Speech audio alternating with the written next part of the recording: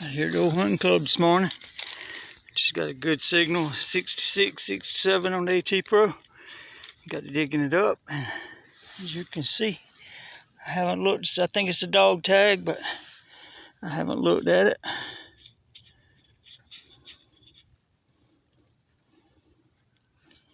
don't see anything on that side. Just some writing or something on this side.